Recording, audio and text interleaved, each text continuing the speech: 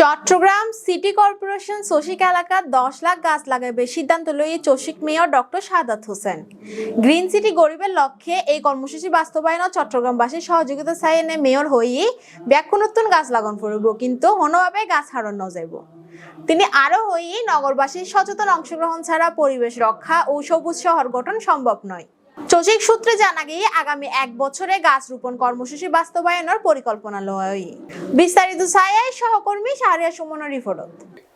এই 10 লক্ষ গাছ লাগাই আমি অলরেডি হয়ে ডিক্লেয়ার করছি এবং এই গ্রিন সিটির আওতায় আজিও দেখুন গ্রিন সিটি মানুষজন আছে তারা ওয়ার্ডে প্রোগ্রাম দিল এবং তারা বিভিন্ন যে সৌন্দর্য বর্ধনের হাসল এসে তারা অলরেডি একখান আলটিমেটাম দিদি মিনিমাম এক ওয়ার্ডত যাতে তারা 40-50 হাজার গাছ লাগাইতে পারে।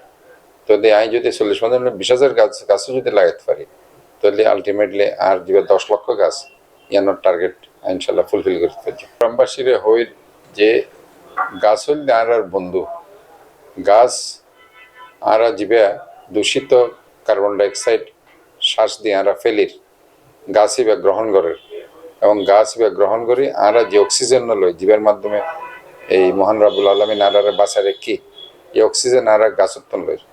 কাজে এবার সালোক সংশ্লেষণ প্রক্রিয়া জীবা গাছ সবসময় আর দের এবং কাজে যত গাছ আর লাগাইতে পারছ তত আর দৈনন্দিন জীবনত আর জীবা ফুসফুসুর জীবা হাস জীবা অক্সিজেন লন এই যে গাছ জীবা আর হেল্প করে ইয়ান আরেকখান হইল ধর্মীয়ভাবে ওনারা হয়তোবা আর রহমান সুরাত বেগুনে ফজ্জুন আর নজম ওয়া শাজার ইয়াসজুদান তৃণলতা বৃক্ষাদি আল্লাহর সেজদায় সবসময় অবনত থাকে, যত গাছপালা বৃক্ষাদি তৃণলতা।